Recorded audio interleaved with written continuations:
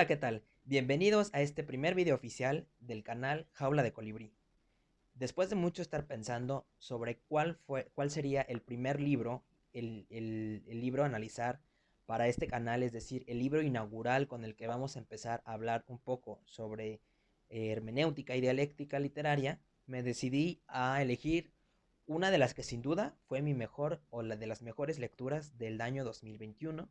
una lectura que me impactó mucho desde que comencé a leerla. He de decir que la leí casi por casualidad porque no conocía esta obra hasta que apareció en recomendaciones en internet. Y bueno, sin más, el video que analizaremos hoy es el de Respuesta a Job de el psicólogo y psicoanalista suizo Carl Gustav Jung.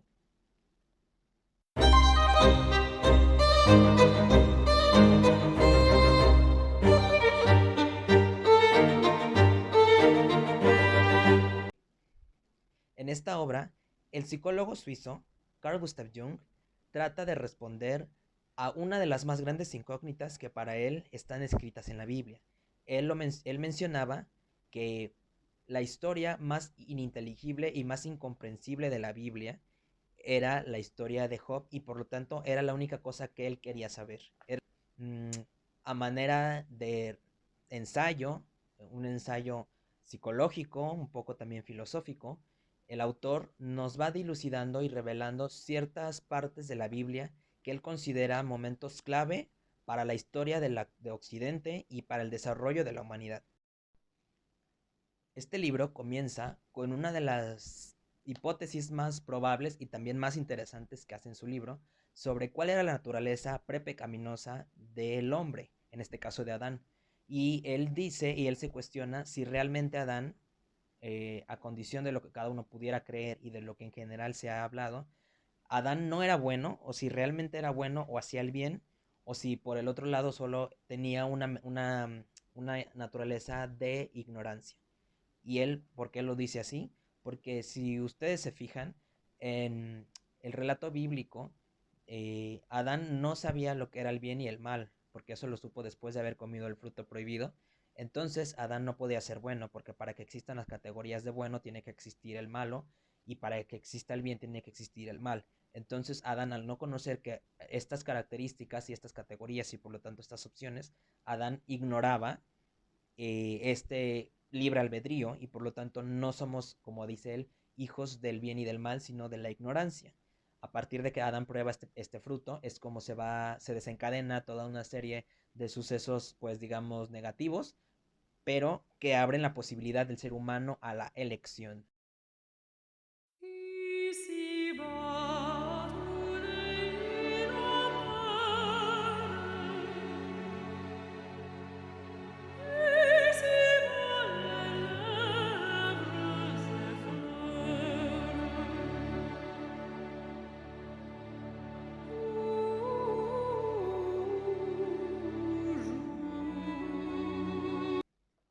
Esta cita me parece muy interesante porque justamente de lo que habla es de las categorías y me recuerda un poco al Dasein de Martin Heidegger, del que habla en Ser y Tiempo, del ser que está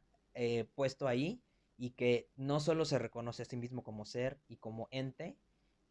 sino que reconoce que vive en un mundo rodeado de entes. Y es decir, que como nos comenta aquí el autor suizo, eh, la verdadera esencia de Dios es descubierta, es reconocida en tanto el ser humano existe y tiene la capacidad de reconocerse a sí mismo y de reconocer la esencia de una entidad divina. Eso se me hace muy interesante porque en función de ello es que se lleva a cabo un análisis de codependencia de Dios humano y viceversa.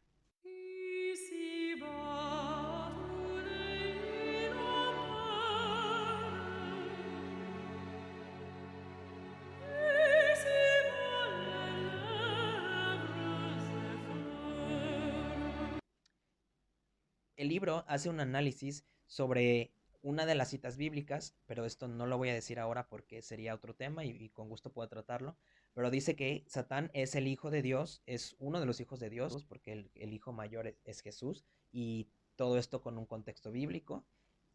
pero Satán viene a representar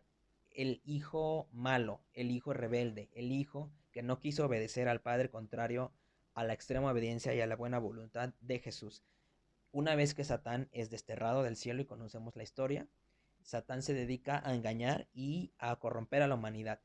La historia que analiza Carl Gustav Jung es la historia de Job, como he mencionado antes y como el mismo título lo menciona, y empieza con la parte en la que Satán va con Dios y lo tienta, es decir, empieza con una serie de argumentos un poco ahí engañosos a tratar de meterle la idea de que su hijo Job es bueno y le es fiel porque Dios lo ha bendecido mucho. Entonces, ahí entra el espíritu de la duda, según el análisis que hace Carl Gustav Jung.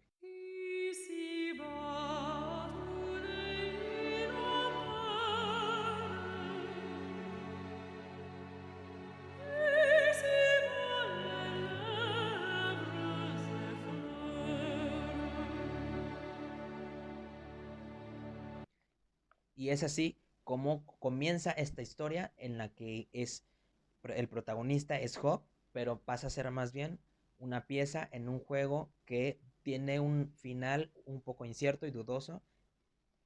Carl Gustav Jung hace un análisis en donde comenta que la diferencia entre Dios y el hombre es que Dios no tiene la capacidad de cuestionarse sobre si lo que está haciendo es o no un acto de bondad, un acto de,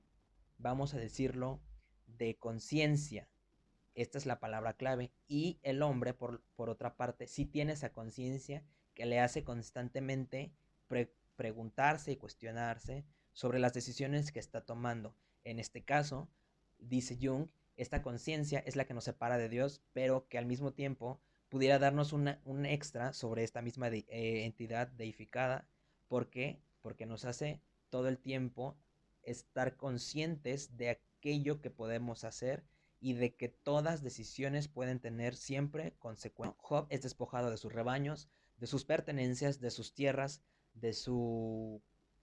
familia, de sus hijos, porque sus hijos también mueren, e incluso de su salud. Todo para permitir esta apuesta entre Dios y Satán. En el estado inconsciente de Yahvé, él no puede recurrir a la duda porque en esta historia viola de manera flagrante por lo menos 3 mandamientos que habían sido dictados en el monte Sinaí por él mismo. Sin saberlo, este hombre inconscientemente atormentado había alcanzado un nivel de conocimiento acerca de Dios que Dios, ni siquiera Dios mismo, tenía sobre él. En este caso, si Yahvé hubiera recurrido a su omnisciencia, nada de esto hubiera sucedido. Es muy curioso porque Carl Gustav Jung menciona que quien espere,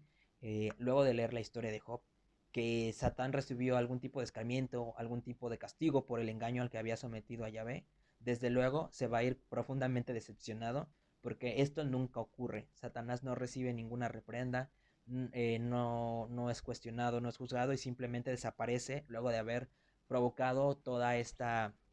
catástrofe. Y del mismo modo, Yahvé no presenta signos de arrepentimiento y sobre todo nunca da una explicación flagrante, una explicación concreta a Job de por qué había accedido a realizar este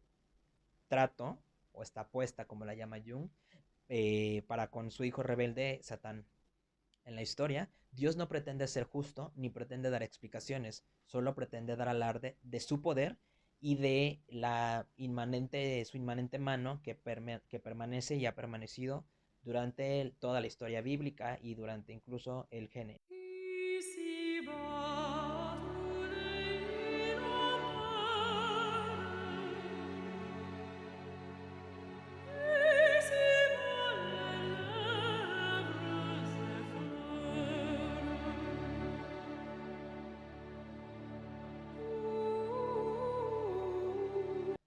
Es curiosa esta cita bíblica porque en realidad lo que dice Jung es que en ningún momento Job oscurece ningún consejo porque en ningún momento pidió, sino al contrario, el que se encarga de oscurecer el consejo y de, digamos, entorpecer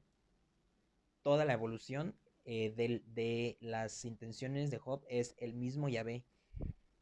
Sin embargo, Yahvé presta poca o nula atención a Job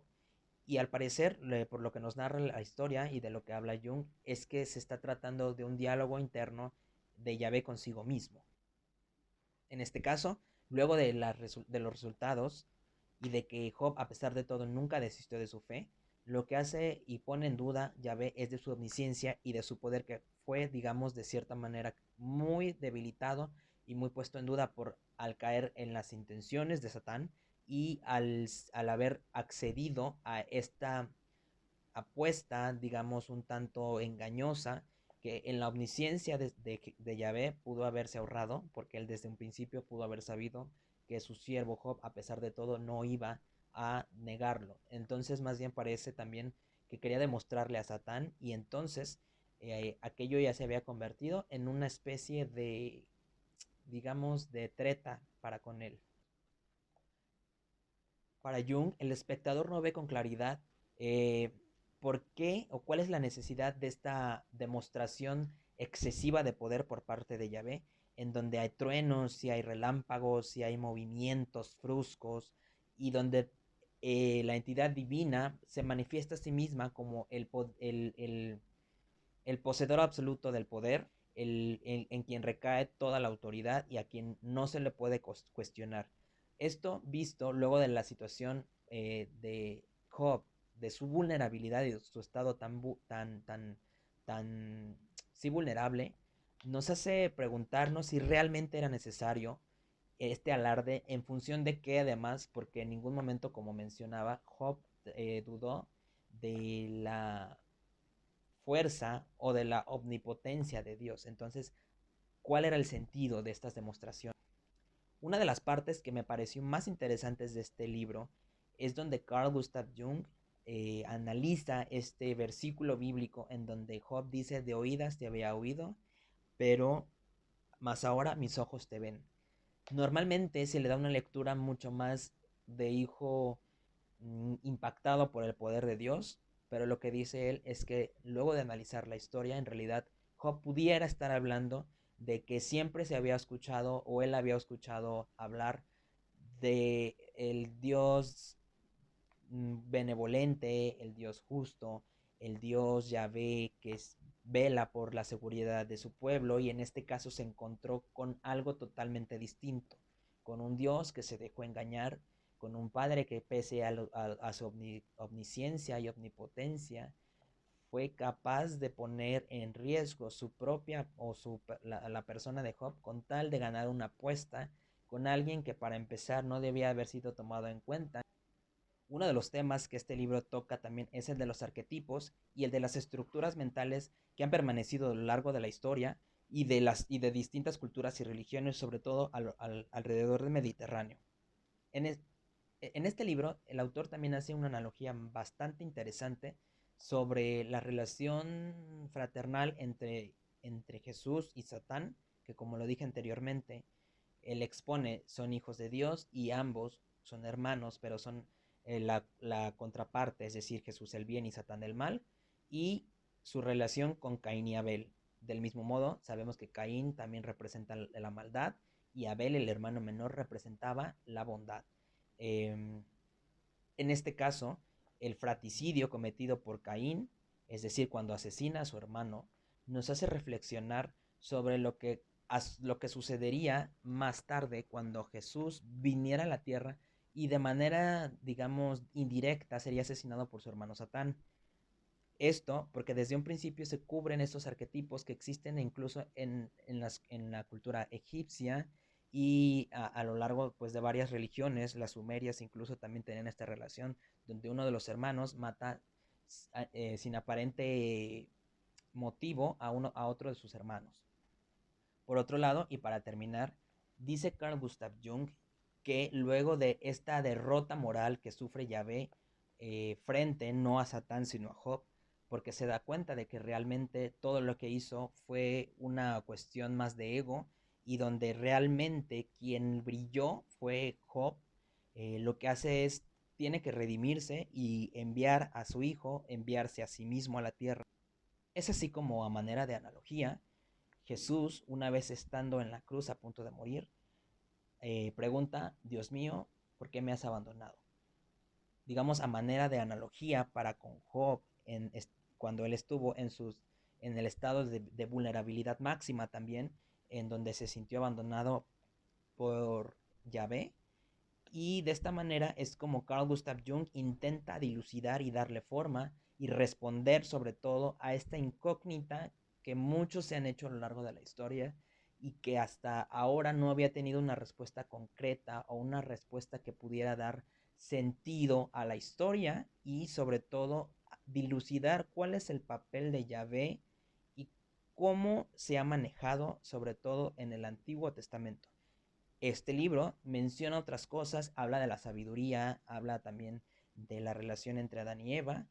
y hace otros análisis interesantes, pero por ahora es todo. Tampoco quiero cargar el video, es el primer video y quisiera que fuera un video un poquito más fluido. Discúlpenme si no me supe explicar bien, la verdad es que estoy muy nervioso porque es el primer video que hago, pero conforme vaya pasando el tiempo voy a aprender y también voy a aprender a hacer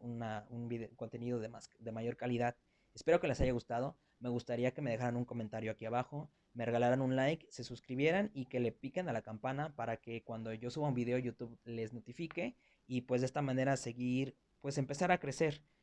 Voy a seguir hablando de videos de libros, perdón, de filosofía, de narrativa. Y esperen próximamente una lista con mis lecturas favoritas del año 2021 y con las lecturas que menos me gustaron también del mismo año. Saludos y gracias por verme. Adiós.